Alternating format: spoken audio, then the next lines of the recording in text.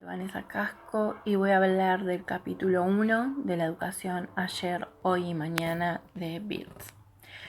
La educación es un fenómeno de toda la humanidad, es necesario e inherente a la sociedad para la supervivencia.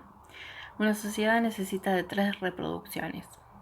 La primera es la biológica, que es cuando la cantidad de nacimientos es mayor a la cantidad de muertes.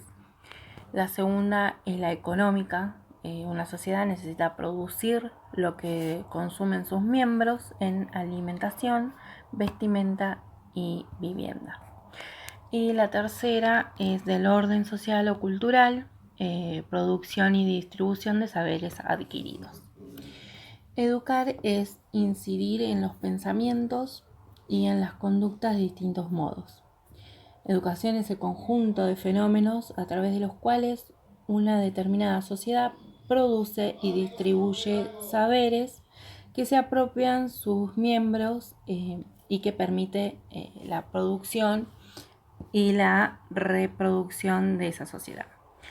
Educación es un fenómeno amplio que transmite diferentes saberes y adopta formatos de cada época y en cada sociedad. Hay 2 tipos de educación. La primera es educación en sentido amplio, que se entiende por todo fenómeno social, siempre es educativo y forma parte de la socialización. Y el otro es la educación en sentido estricto, considera que un fenómeno es educativo solo cuando la socialización es intencional y consciente. Por otro lado, la educación puede ser formal o no formal. La educación formal es un proceso educativo que cumple con formalidades. Es la que se recibe en la institución escolar. Y la educación no formal es la que no cumple con formalidades y a veces complementa la educación formal. Por ejemplo, la capacitación o actualización laboral. Es la que se da fuera del ámbito escolar. Bueno, eso fue el capítulo 1.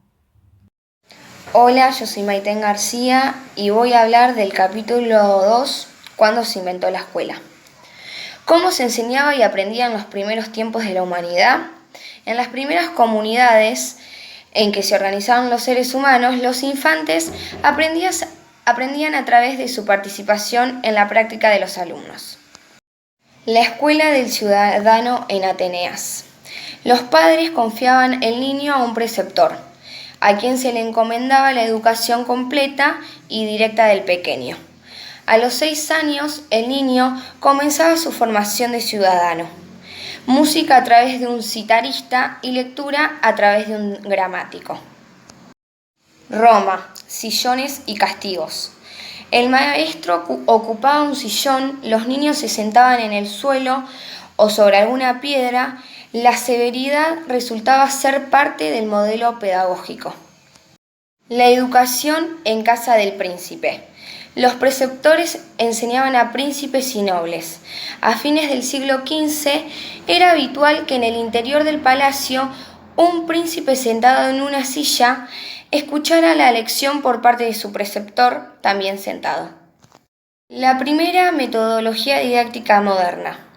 Comenio fue uno de los primeros pensadores que se centraron en las cuestiones metodológicas de la didáctica moderna. La educación debe ser única e igual para todos sin distinción de género, nivel social o grado de inteligencia. Las propuestas educativas deben actualizarse según se actualizan el conocimiento científico y los métodos de enseñanza. La educación debe ser universal, debe enseñar todo lo que el hombre necesita por su condición racional, artes, ciencias, costumbres, lengua y religión. La escuela debe estar correctamente organizada en lo relativo a los tiempos, las disciplinas y las conductas de los alumnos. La escuela del padre Lasalle. En la historia de la educación, la Iglesia ha ocupado un lugar central y privilegiado como constructora y creadora de tendencias pedagógicas. Un grupo de alumnos recibe la misma instrucción al mismo tiempo a través de un único docente. Esta distribución se homologa casi sin diferencias. a la estructura de la celebración litúrgica. La Escuela de Lancaster. A fines del siglo XVIII surgió una nueva disposición de la organización escolar, cuyo formato emulaba al de las fábricas textiles. Había tantos alumnos monitores como filas de alumnos. En el frente, un maestro impartía su clase a sus monitores, quienes a su vez repetían el procedimiento con su grupo de alumnos. El decurión y las hiperaulas jesuíticas.